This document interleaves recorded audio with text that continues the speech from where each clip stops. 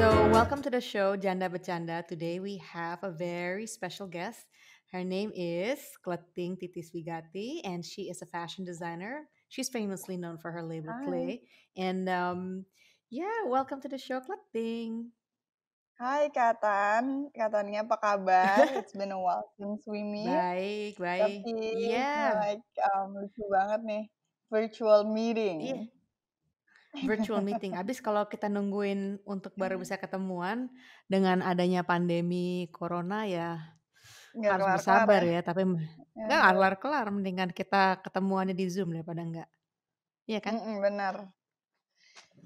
Ya, excited So, of the conversation.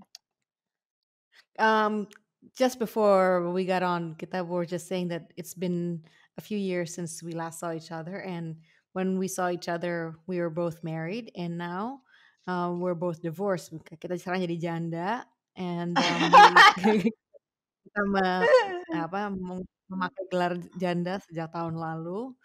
Jadi tahun Heeh, 2020 is a new year for us. Banyak hal-hal yang baru, mhm. pengalaman-pengalaman baru dan tapi kita lagi mau sharing janda wisdoms rupanya hari ini dan Ya, janda-janda stories. Ya. yes. So, actually sejak ketemu beberapa tahun yang lalu dan sampai sekarang cuman tahu bahwa itu berubah status kita jadi janda. Mungkin Kleting bisa ceritakan latar belakang sedikit mengenai, your divorce story. I was like married briefly dari Oke, briefly-nya tahun itu berapa lama? 2016. And then Mhm, selesai 2019 ketok palu, so 3 tahun ya. nggak tahu. It was Lebih lama it daripada Kim was Kardashian sih.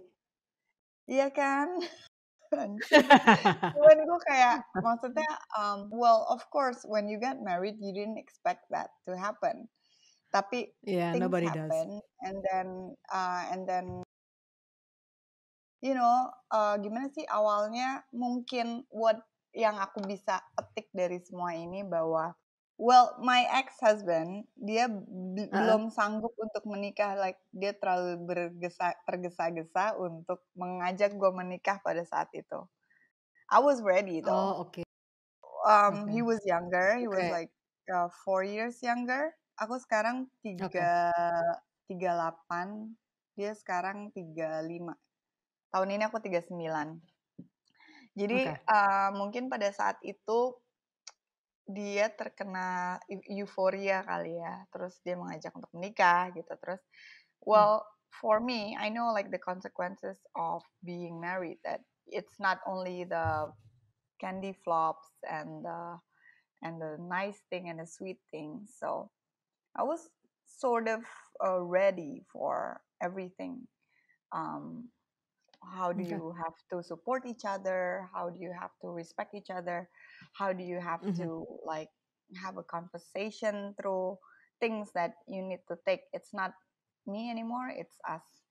So dari berjalannya waktu, I don't see that he has that quality in him. Well, oke. he had that waktu kita lagi bareng, but this is how when you want something you're doing things that is actually proper.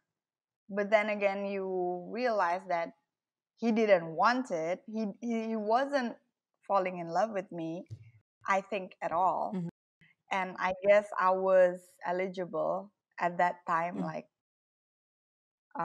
keluarganya kenal semua, terus maksudnya teman-temannya juga kenal juga, Oke. terus it's nggak Jadi tahu ya kalau di checklist semua semuanya udah match ya? udah match lah gitu, oke gitu. It's not, bukannya gimana ya Kak, tapi Indonesia ya, knowing Mmm, Indonesia itu kayak kalau keluarga lo saling kenal apa segala macam, lo background check nggak susah, itu it's easier. So it's not oke. hard to introduce me, ngerti nggak? In a way, Iya. karena dia juga Karena keluarga saling ngelihat bibit bebet bobotnya gitu. Jadi hmm, ya, jadi kayak gitu lah, pokoknya gampang, it's easier gitu. Terus tapi mhm, pas lagi gue udah menikah gitu, gue melihat bahwa it's not the only, gue menyadari bahwa itu bukan kualitas, lo mau kawin kualitas yang lo perlukan tuh bukan cuman itu gitu. Dan I was sort of deceived waktu gue lagi pacaran karena lo nggak kayak gini nih gitu. Cuman balik-balik lagi, oh ya udah niat lo apa? Niat lo untuk love unconditionally, untuk ini, untuk itu. Jadi gue balik lagi ke situ, niat awal. Oh ya udah, kalau misalkan kayak gini, berarti lo harus nerima, and then maybe this is a phase, maybe there's like ada waktu untuk evolve-nya, ada segala macam gitu. Jadi kayak ya lo ngerti lah kata Nia, hal-hal yang lo harus terima, lo harus coba untuk diskusiin gitu. Cuman it was like so hard to discuss anything, like it's so hard. Kayak Like egonya apa? selalu Finances tersentuh. atau apa? Finances, decisions, segala macam deh. Kerjaan, semuanya tuh kayak anything that I try to brought up itu dia bring barrier, like lo ngapain nanya ini sama gue, lo ini gitu. Terus oh enggak gitu, gue cuma pengen tahu aja what is your point of view on this and that gitu. Nah itu bukannya jadi diskusi malah jadi argument, and it's always like that. Sampai akhirnya itu tahun lalu, pokoknya one day dia bilang kayak, oh sorry nih gue nggak bisa lagi sama lo. Well of course I was kaget gitu, anjir, it wasn't a walk in the park sih perkawinan kita, tapi mungkin in the first 5 years can we just like work it out and everything apa segala macam gitu. Terus dia kayak gue nggak bisa. Akhirnya gue mencari cara karena I'm a Scorpio by the way, I'm not a quitter. Jadi kayak anything yang bisa diusahakan, semua yang rusak, semua yang ada kesalahan itu pasti ada solusinya, kecuali solusi yang harus dengan tangan Tuhan gitu, kayak oke gue pengen gunung, gue nggak bisa bikin gunung. Tapi everything has a solution to it, every problem has a solution to it kalau kedua belah pihak itu mau memperbaiki gitu. Well, gue pergi ke psikolog, gue ajak ngobrol sama psikolognya gitu. I've done a lot of inner work juga gitu. Untuk melihat Itu apa sih yang mau sebelum apa sesudah diajarkan. cerai? Sebelum. Jadi pas Sebelum lagi dia cerai nih. bilang, Jadi sampai to the point lu merasa lu harus pergi ke therapist karena udah kayak stres banget situasinya enggak. pas lagi mau cerai gitu?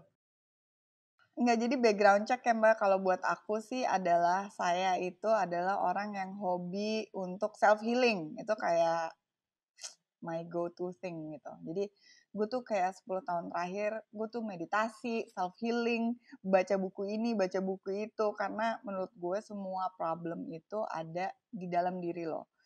The problem that is surfacing on you is your mirror, is the thing that you need to overcome. Maybe the problem itself is within you, it's not always dari luar gitu. Oke, kalau misalkan dia merasa gini, mungkin problemnya nggak cuma di gue. Mungkin problemnya nggak ada di dia aja, pasti ada sesuatu di gue yang memang tidak selaras dengan dirinya. Which I think in marriage it's normal. Everything is, siapa sih yang kagak pernah berantem, siapa sih yang kagak pernah bosan dan tidak merasa cocok gitu. But there's always a solution. Nah sebelumnya yang pertama kali dia bilang, oh kayaknya gue punya problem sama diri gue. Oh oke, oh what is it? Ya gue ada problem aja, gue nggak tahu gue mau gimana. I thought he was depressed. So I went to a psychologist. I went to her and I told her like, okay, Bu, I have a problem. What is your problem? My problem is not mine. It is my spouse's problem, gue bilang. Kenapa gitu? Well, if I have a problem because I've done a lot of things and I know my tools to overcome my problem, I can, like self healing 20 hari, being a vegan for a month, and like things like that.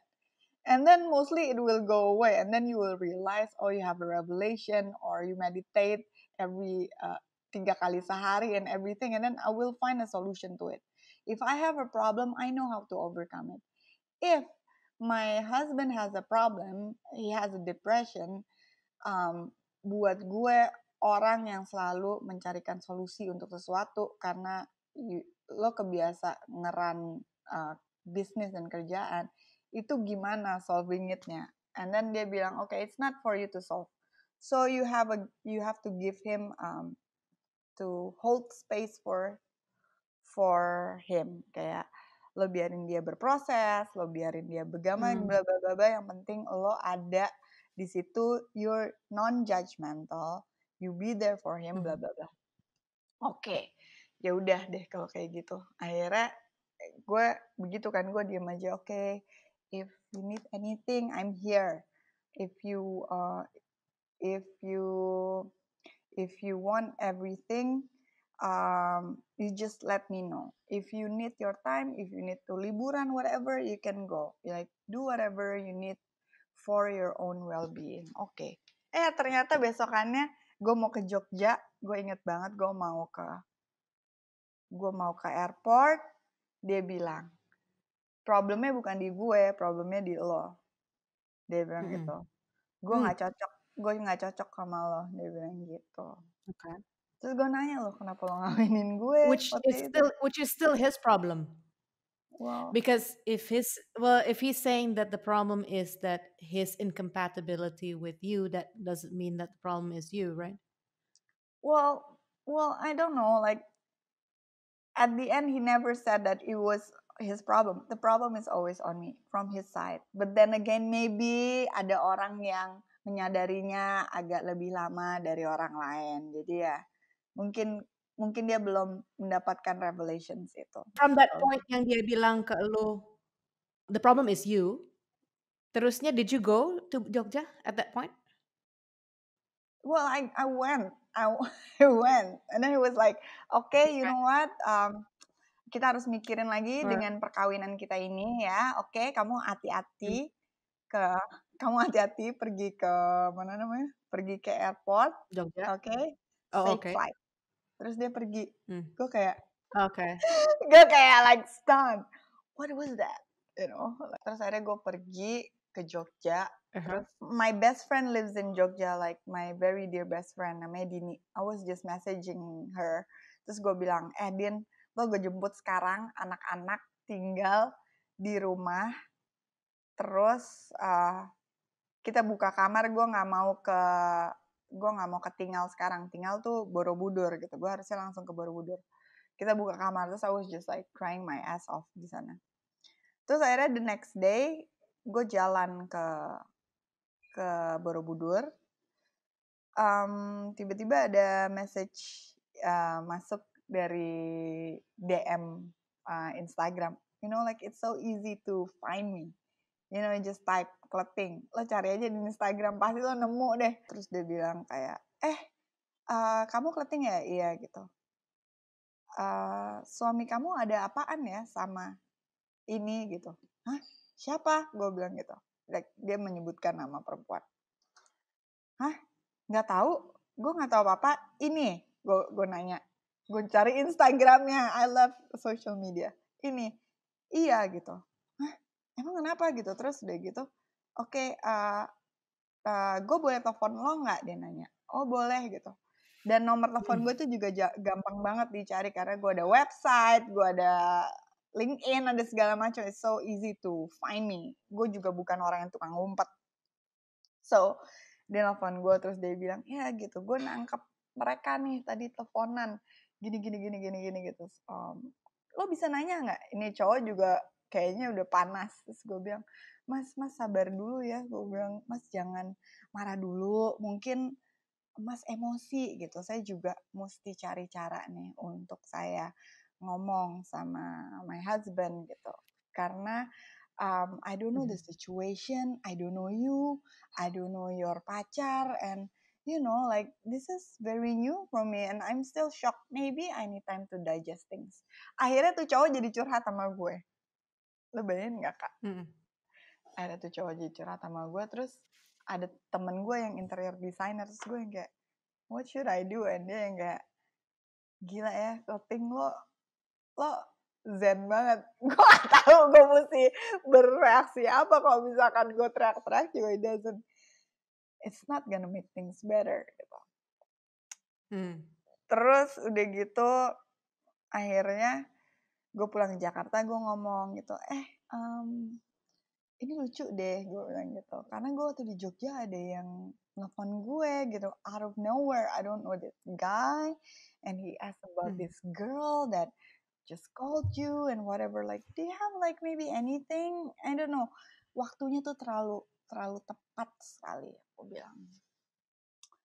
Terus dia bilang kayak, oh enggak gitu, gue nawarin dia booth karena at that time dia lagi bergabung di suatu apa namanya kayak ada event expo gitu. Gue nawarin dia booth karena dia punya warung kopi. Oh oke gitu. Lo jangan bilang ya. Terus dia si my ex was ngancem gue. Dengerin ya, gue ngomong gue pengen pisah sama lo itu karena lo, dia bilang. Karena kamu. Karena kita nggak cocok nih gitu. Bukan karena cewek lain ya. Gue nggak mau sampai denger ada pihak ketiga. Oh, I didn't say that. I was just asking. Kok lucu nih ada kayak begini. Ya, yeah, I need, gue nggak pernah dengerin lo punya teman ini. Maybe, I don't know, elaborate on that. Maybe you have to elaborate better. Gue bilang. Wah, gue nggak tahu deh lo sosokan ngomong bahasa Inggris kayak begitu. Gue nggak ngerti lo arahnya kemana. Lo enggak, arah gue adalah gue nanya, who is this girl? Bukan siapa-siapa tuh teman gue. Oh oke, it's okay. Terus udah. Pokoknya I was just playing strategically nice but not, you know. And sometimes there are like fights and everything because, like he gaslighted me like too much, like his ininya dia, sifatnya dia itu tuh it's not nice gitu. Dia gaslighter, terus udah gitu demanding, terus udah gitu playing like bikin gue merasa gue sebagai victim segala macam. Jadi so he pushes me like a lot of buttons yang pada akhirnya gue juga berteriak gitu loh Kak. Jadi kayak aduh ini udah gak jelas deh. Akhirnya dia mau untuk pergi ke psikolog. Tapi gue tahu nih sampai sekarang gue tahu dia ikut pergi ke psikolog karena he just wanted to play along. Akhirnya pergi ke psikolog, akhirnya lo tau gak sih kalau misalnya ke psikolog tuh kan kayak diurutin gitu lo problemnya akarnya dari mana, ternyata dapat lagi ujungnya child wound. Okay. Kayak he had a lot of unresolved issues in the past from family issues and everything that one need to resolve lah, mesti diperbaiki gitu, like spiritually dan segala macam gitu. So he needs to do the same work that you've done, that you've put in your life. So I mean, each one of us is, if we want to do what thing is talking about here in terms of personal development work that she's done, is that if you have an honest look in terms of your own personal past history, is looking back at the roots of the things that hurt you in the past. Yes. And so tapi kedengeran dari from what you're saying, the therapist is saying that he needs to do that work. Yes. For himself. Tapi in his mind, he is problem free and the problem still resides with you, not him. Not problem free at the end. Sampai berjalannya waktu berapa bulan dia tahu, iya gue juga punya problem, tapi gue nggak tahu nih gue mesti kayak gimana. Tapi apapun at yang that point he was thinking that he was problem free, right? At that point that he thought that was your problem. Ya, dia bilangnya kayak apapun itu ada sebab akibatnya, dia bilang gitu. Dan sebab yang membuat sebab dari semua ini adalah gue. Gitu. Kalau gue pikir ya mungkin gue I wasn't the sebab per se. I am not the reason per se, ngerti nggak Kak? Tapi I am the trigger. You know that katanya if you're having a partner, your partner is your mirror. Mhm. Whatever triggers you triggers you to put a healing focus on it. If Okay. Yep. kalau misalkan aku gini, kamu gimana ya, apa namanya, ini hal kecil deh, kamu kamu kok nggak kemana-mana, kamu nggak ada kegiatan hari ini, gitu. Itu marah tuh, kayak ngapain sih nanya kayak gitu, kan gue udah bilang, ini kayak like suaranya keras sekali, gue udah bilang gue nggak kemana-mana, lo ngapain nanya-nanyain, lo nge-push gue ya, ngerti nggak? Tapi kalau lo lihat beyond kenapa dia bisa keras kayak gitu, mungkin dia nggak enak hati kali waktu itu nggak ada kegiatan, or lagi nggak ada kerjaan, or whatever, jadi dia merasanya saya push or things like that gitu. Ngerti nggak sih Kak? Okay. Kan there's Yeah. always things behind an ego talk ya. Dia nggak mau ngeliat itu gitu. Terus kayak akhirnya kayak oh yaudah deh kita mesti obrolin nih. Oh terus akhirnya si cowok yang waktu itu nelfon gue lagi tiba-tiba after few months. Kayak bilangin ya sama laki lo, jangan nelfon cewek gue, kan udah gue kasih tahu. Kayak aduh ini apa lagi kan. Yaudah, ntar gue matiin deh teleponnya, oke bye gitu. Terus aku telepon ini ada laki ini telepon gue lagi, mendingan lo pulang dan lo ngomong sama gue mau ngomong yang benar. Akhirnya dia pulang, tetap denying, tetap berteriak-teriak bahwa there's nothing, dan akhirnya tuh cowok nelfon lagi dan ngomong sama dia di depan gue. Terus sampai itu si cowok itu teriak-teriak ke gue bilang kayak pokoknya nggak usah lah gini. Terus gue yang kayak ada apa ya, pokoknya aku ngomong agak kasar sih ke dia, kayak lo nggak usah nelfon gue lagi ya, gue nggak pernah ganggu hubungan lo, gue nggak kenal lo siapa, lo nggak penting di hidup gue, tapi lo nggak usah nyuruh gue do things gitu. When I'm hard, I can be hard. Anyway, terus he was trying to convince me because he have this sort of huge self-image. I don't care about my image. I'm not a very good person sometimes, and he has like this image of mau dilihat sebagai orang yang okay, I'm good, you know, I'm okay. Are you talking about your My ex, ex, or are you talking about that guy? the Oh, okay. guy, gue nggak tahu Kak, gue nggak pernah ketemu dia setitik pun. Jadi dia tetap convince me bahwa nggak ada apa-apa. Okay. Akhirnya long story short, dia ngomong kita harus ngomongin tentang kita mau kemana. Terus itu udah oke sih, udah tenang, udah aman segala macam. Kita harus ngapain, kita harus kemana. Ini kira-kira di bulan Mei tahun lalu. It's a year ago. Okay. Di bulan April akhir. Terus udah gitu, ya udah deh, kita diving aja, kita pergi ke Maumere gitu. A friend of mine has a nice resort, yang gue juga udah nggak usah mikir Kak, karena kan gue lagi stres ya. Akhirnya sampai sana ngobrol gitu, okay, let's talk about things. Terus gimana, lo mau gimana sama gue? Nanya gitu. Gini deh, aku bilang, gue punya rules. Rules-nya adalah, kalau misalkan gue mau sama lo, terus lo gak mau sama gue, kita udahan.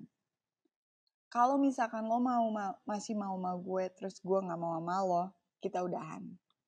Kita terusin adalah kalau gue masih mau dan lo masih mau. Ya, karena apa? This is a marriage. It's a hard work. It takes two to tango. Maybe it's not easy to dance the tango, but it needs 4 feet and 4 hands to work on. Jadi mari kita samakan persepsi untuk maju ke depan. Oke, sekarang kita mulai ya.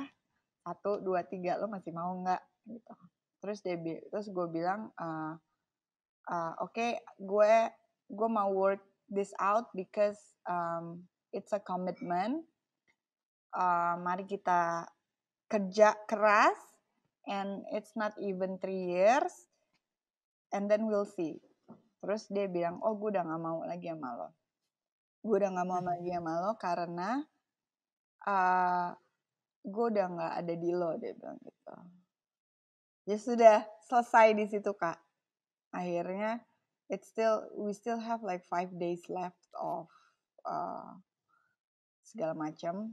Terus ya udah deh, gue bilang gini, at that time gue cuman kayak pengen biar cepet aja deh Kak. Gue pengen, ya udah kalau misalkan udah, ya udah nanti gue yang urus surat cerainya, lo tinggal tanda tangan apa segala macam, ya udah gue bilang. Terus sampai rumah, akhirnya gue mikir nih udah sampai Jakarta few days after. Terus gue bilang kayak, kayaknya lo yang harus ceraiin gue deh. Kenapa? Karena kan lo yang mau cerai sama gue bilang gitu. Terus ya udah lo aja ceraiin gue. Dia nggak mau. Dia bilang kayak, oh gue nggak bisa. Kenapa? Ya nanti dibilang orang apa segala macam. Oh gue nggak peduli apa kata orang. Gue cuman peduli apa yang terjadi. Ini saat itu ya. Kan gue masih mau usaha, lo enggak. Jadi lo yang ceraiin gue.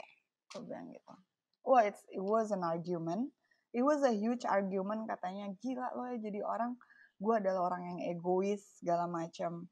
Gue nggak mikirin segala macam. Gue bilang. Terus gue ngomong, musuh gue nggak mikirin segala macam. Gue mikirin hidup lo kok. Gue mikirin well-being lo, kesejahteraan lo, hari-hari segala macam. Gue pikirin semua yang harusnya lo pikirin buat gue. So, I ask you only one thing. Lo ceraiin gue. Gue bilang gitu. Dia akhirnya teriak-teriak. Akhirnya dia pergi. Detik itu dia gak pernah balik lagi. Terus, udah dia cabut aja udah. Ciao Bella. Habis gitu. Ini lucu nih Kak. Karena wow. I have a lot of friends. I have a lot of friends. I have a lot of saudara. And I'm close with my friends and saudara. Sorry, I'm going to stop you right there. Yes. I'm going to stop you right there. Because I think this needs a little bit of clarification. When he says that dia nggak mau ceraiin lo itu, specifically why did he not want to ceraiin lo? Ya, katanya biasanya kan cewek yang ceraiin laki. Terus udah gitu, come on mbak, he has a huge self-image. Mau dibilangin apa lo? Gila lo mau nyerahin clothing. Terus udah gitu, katanya kasihan juga kalau kedengarannya lo diceraiin. Gue bilang, gue nggak merasa terkesianin. Gue bilang gitu, it's the reality. Gue bilang, ya nggak sih? I don't feel kesian. Why do I have to kesian because ada orang yang ceraiin gue? That's life, man. But aku ngejelasinnya sampai kayak gini. Buat gue nggak ada bedanya siapa yang nyerahin sih, tapi kalau itu menarik juga. Mungkin itu satu hal yang gue belum pernah denger itu, bahwa ada orang peduli at what point gitu, like whether lu janda yang karena lu yang nyerahin atau suami yang nyerahin. If you're janda, you're just janda. Exactly. Terus aku juga bilang, lo kenapa sih tiba-tiba berubah pikiran? Lo waktu pas lagi di Maumere bilang, lo cerai, ya udah nggak apa-apa, ntar gue ngurusin suratnya, udah cepetan biar beres, gue bilang gitu. Terus gue bilang, ya biar cepet aja, gue udah pusing pala gue udah mau nangis, gue nangis segala macam. Gue biar cepet aja lah, gue udah capek argue sama lo, gue bilang gitu. Terus sekarang gue berubah pikiran. Sekarang kenapa lo berubah pikiran? Well, it's okay, people change their mind. You change your mind. You wanted to marry me and then you wanted to check out sekarang karena you don't have feelings for me, man. Gue bilang gitu. Terus udah gitu, gue juga bilang analoginya tuh begini.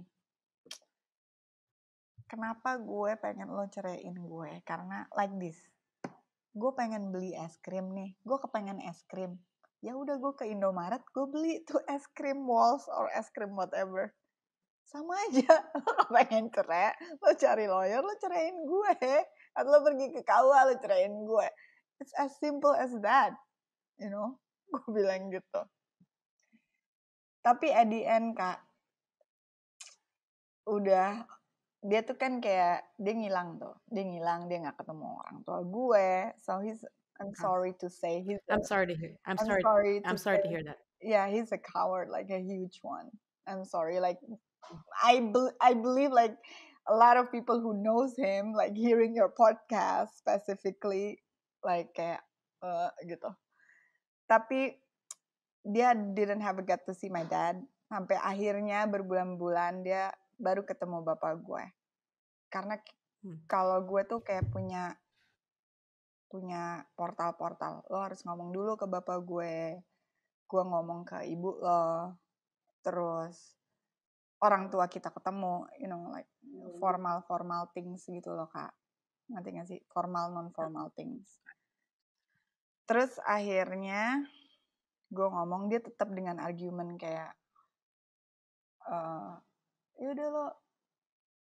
udah lo panggil lawyer aja, ntar gue yang bayar apa segala macam. Oh yaudah deh, gue yang ceraiin lo, gue bilang gitu. Karena gue juga udah, akhirnya gue dari bulan April, Mei, Juni itu gue semakin teguh nih. Gue mau pisah sama dia dari diri gue sendiri, ngerti gak sih, Kak? Di bulan Mei itu gue menginginkan perpisahan itu. Karena he wasn't, kayak reflecting back, he didn't treat me well, he gaslighted me, dia take advantages of me, dia gak pernah properly love me, dia, well, he was just, you know, like, gue juga gak tahu ini tipe yang kayak apa ya, Kak ya, karena gue juga bingung mencari tipenya, belum ada nih yang kayak gini. Terus? Tapi jadi setelah dia tinggalin rumah itu berbulan-bulan sampai cerai, dia nggak tinggal di rumah? Enggak, dia balik ke rumah ibunya. Oh, jadi nggak tinggal di rumah sama Kelting ya? Enggak. Dia pergi dari yang terakhir gue bilang lo yang ceraiin gue. Itu dia pergi terus ya udah nggak balik lagi ever since, which is good. Gue juga I had to send his stuff back juga. Terus pokoknya kira-kira dari bulan Mei itu, akhir Mei gue mendapatkan revelation bahwa yes, gue mau untuk berpisah karena perkawinan ini tidak bagus atau segala macam. Terus dia marah nih, ini lucu nih. Dia marah, dia bilang, nanti kalau, ini pas lagi habis ketemu sama bapak gue, nanti kalau misalkan sudah udah ketemu lawyer, nanti gimana, siapa yang urus? Udah ada semua, saya udah urus. Nanti saya mau lihat draft gugatannya. Hah? Kenapa kamu mau lihat? Saya mau review draft gugatannya. Loh, kenapa kamu mau review draft gugatannya? Ya, mana yang bisa masuk ke gugatan, mana yang enggak. Oh, well, no, I want to write whatever I want to write. Gue bilang, kenapa kamu kok kayak gitu? Saya harus review dan saya harus approve dulu sebelum itu diajukan ke pengadilan. Terus udah gitu kayak, why? Kan gue bayarin lawyernya. Aku langsung, tidak usah, saya saja semua yang take care. Jadi saya bisa menulis apapun fakta yang terjadi. I'm not gonna edit anything. I'm not gonna say anything that is not happening. Just to make it easy. Right. Okay. Terus ya udah akhirnya. Anyway kalau seandainya dia merasa yang ditulis itu tidak benar, dia bisa membantah, bisa digugat balik. Iya, bisa digugat balik. Anyway, terus jadi ya sudah, saya tulis aja semua yang terjadi. Akhirnya berjalannya waktu tuh dari bulan Mei sampai bulan Agustus tuh, dari bulan Mei bulan Agustus tuh kayak teman saya waktu itu nelfon, gue ngeliat waktu bulan April, laki lo sama ini begini gitu. Gue lewat, gue papasan, tapi dia nggak nyadar itu gue, you know, things like that. Terus this ceweknya yang waktu itu yang nelfon itu, yang cowok yang nelfon itu curhat sama orang bahwa lagi dideketin sama ini laki yang mau pisah sama istrinya. Padahal itu kayak we're not even agreeing on divorcing, things like that. So jadi itu semua tuh gue tulis tuh Kak, segala macam. Mm. Tapi it the perselingkuhan itu it wasn't the core problem. It was just affirming me to divorce. Like it's affirming me that it is not totally your fault. The Mhm. problem itself is the marriage itself. The core problem of our marriage in the back then is I was rushing, he was rushing. Terus gue kayak, oh yaudah deh, ada yang cocok nih pacaran, oke gitu. He's sort of nice gitu. Ya udah deh gitu, why not? Gitu. Family sama-sama kenal segala macam, apa segala macam. I wasn't actually in love. Gue naksir iya, tapi I wasn't in love. Kalau menurut gue if you're committed enough, and then it will come, eventually it's just like the base is just compassion, which you can tumbuhin to anyone. You can tumbuhin compassion to a plant, karena menurut gue the base of everything is compassion. Well, he doesn't have a compassion base, he doesn't have love, he doesn't have anything. He just wanted to get married because udah waktunya dan temen-temennya dia udah pada kawin semua. Okay. So that was the core problem. Dari situ ya, lo gimana sih lo pulang, lo ketemu sama cewek yang lo nggak suka gitu, yang lo biasa-biasa aja, and then you have to live with her, and then back again. I'm not an easy person gitu loh Kak.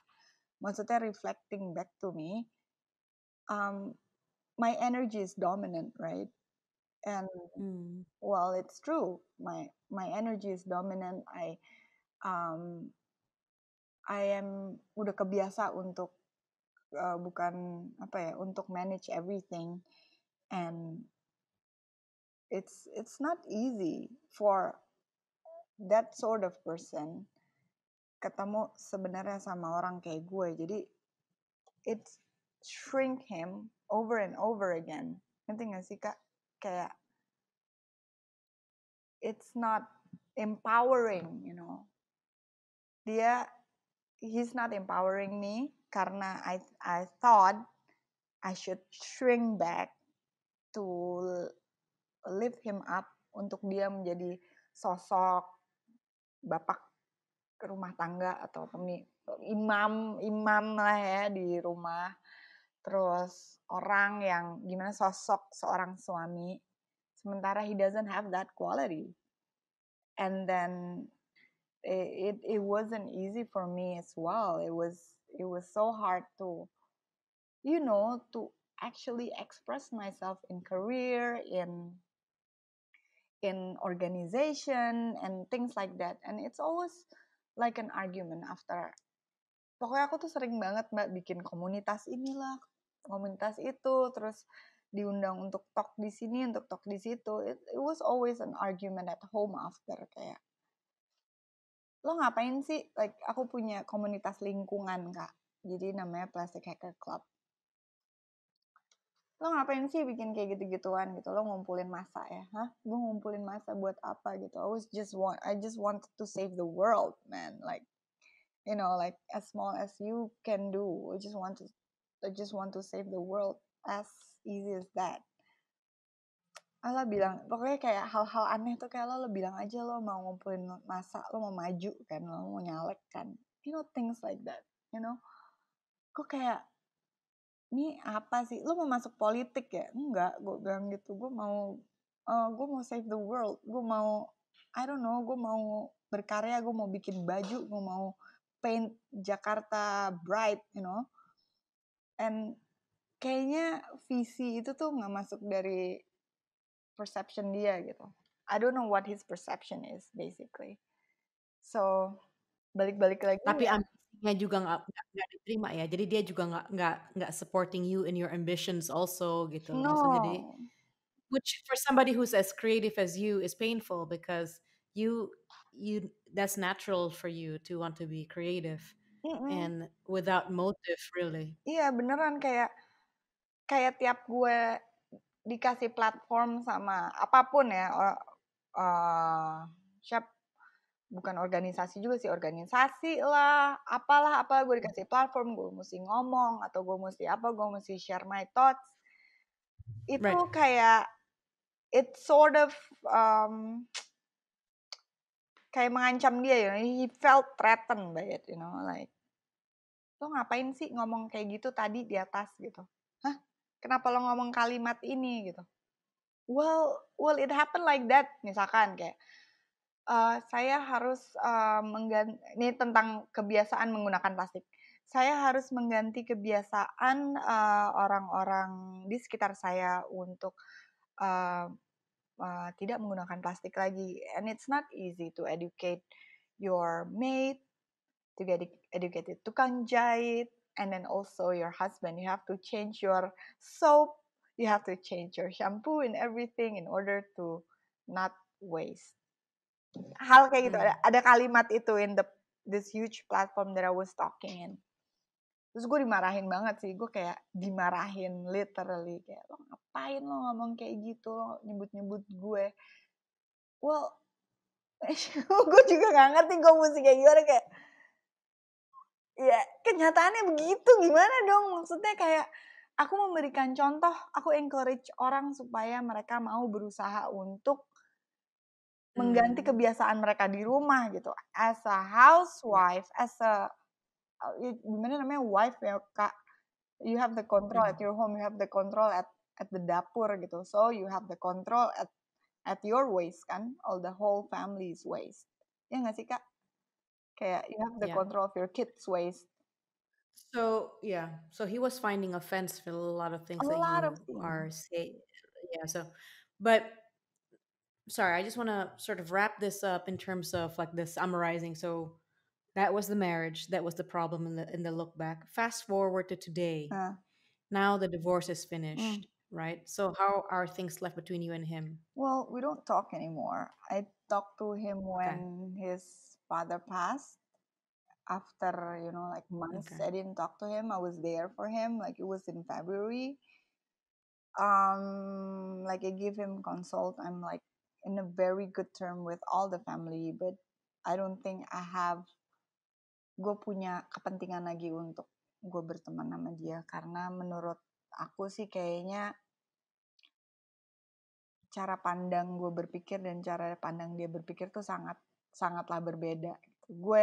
Dia nggak bakalan bisa Mm, ngerti aku sih Kak. Dia nggak bakalan bisa ngerti aku, dan aku juga nggak bakalan bisa leverage um, his standards yang menurut okay. aku tuh kayak ini apaan sih gitu. Gue kayak gitu, kayak there's a lot of those things. Jadi it's already finished.